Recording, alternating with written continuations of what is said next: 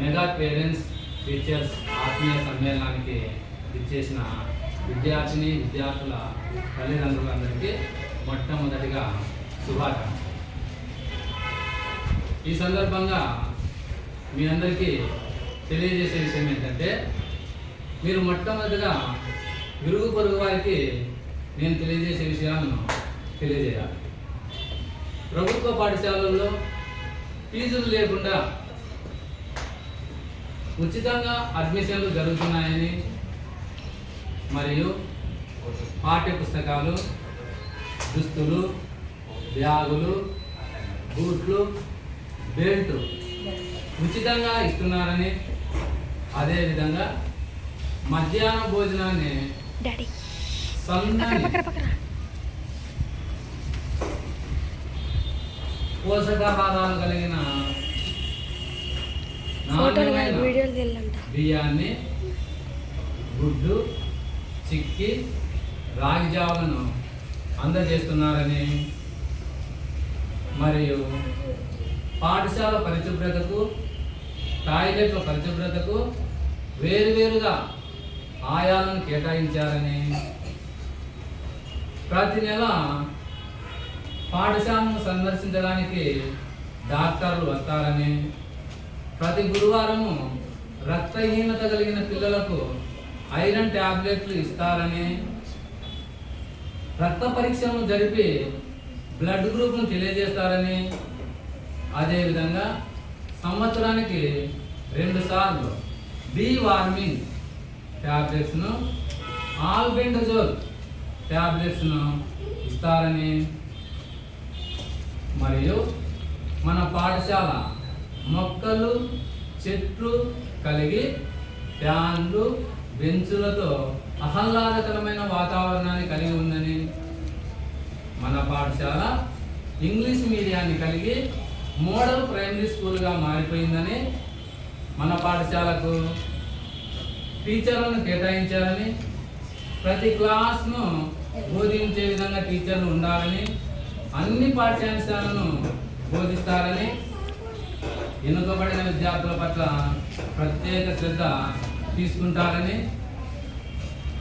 మరియు 2 నెలలకు ఒకసారి ఎగ్జామ్స్ను నిర్వహించి మార్కులు, హాజరుతో పాటు విద్యా సంబంధిత విషయాలతో పాటు శారీరక, మానసిక నైపుణ్యాల వికాస నైపుణ్యాలన్నింటినీ హోలిస్టిక్ ప్రోగ్రెస్ రికార్డు నందు నమోదు చేసి తల్లిదండ్రులకు అందజేస్తారని, కావున ప్రభుత్వ పాఠశాలలో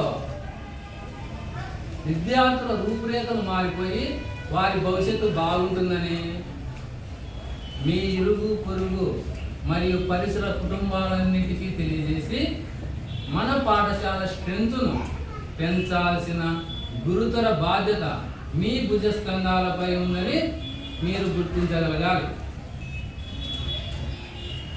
ప్రస్తుతము మీకు తెలియజేయాల్సిన విషయం ఏంటంటే, ప్రభుత్వ పాఠశాలలతో పాటు ప్రైవేటు పాఠశాలల్లో కూడా ప్రభుత్వాలు ఉచిత పథకాన్ని అమలు చేస్తున్నాయి. అంతేకాకుండా తల్లిదండ్రుల సమావేశాలను కూడా జరుగుతుంది. దీన్ని బట్టి మీరు చాలా అప్రమత్తంగా ఉండాల్సిన అవసరం ఎంతైనా ఉంది. అందుకే ముఖ్యంగా మీరు మధ్యాహ్న భోజన నాణ్యతను పరిశీలించడానికి, మరియు ఆ మధ్యాహ్న భోజనంలో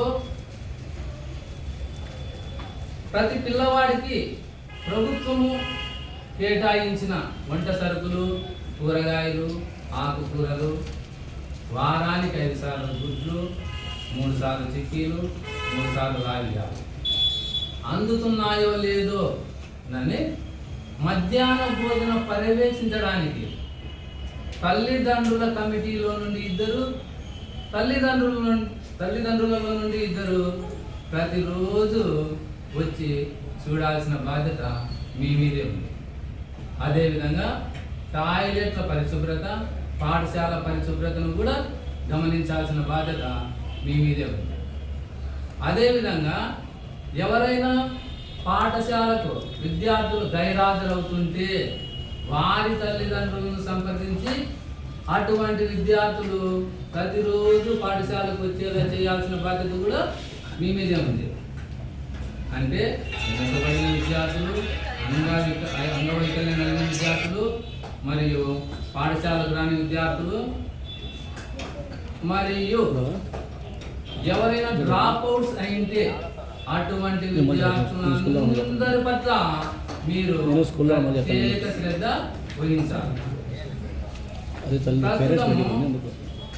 ప్రభుత్వ పాఠశాలలో ఇంగ్లీష్ మీడియాన్ని ప్రవేశపెట్టారు. ఇంగ్లీషు కంప్యూటర్ భాషగా, శాస్త్ర సాంకేతిక భాషగా మారిపోయి చివరికి ప్రపంచ భాషగా మారిపోయినందున పేద విద్యార్థులు ప్రపంచంలో ఎక్కడైనా జీవించడానికి, ఉద్యోగాలు చేయడానికి, వ్యాపారాలు చేయడానికి అనుకూలంగా ఉండాలని ప్రభుత్వాలు పేద విద్యార్థుల కోసం ప్రభుత్వ పాఠశాలలో ఇంగ్లీష్ మాధ్యమాన్ని ప్రవేశపెట్టారు. కాబట్టి ప్రతి టీచరు పాఠ్యాంశాలని బోధిస్తున్నారో లేదో తెలుసుకోవడంతో పాటు మీ పిల్లవాళ్ళను ఇంటిలో కొద్దిసేపు చదువుకునేలా చేసి, హోంవర్క్ చేసేలా చేసి, వారు ప్రతిభావంతులుగా తీర్చిదిద్దేలా టీచర్లకు మీరందరూ సహకరించవలసిందిగా మనవి చేసుకుంటున్నాను. అంతేకాకుండా ప్రభుత్వాలు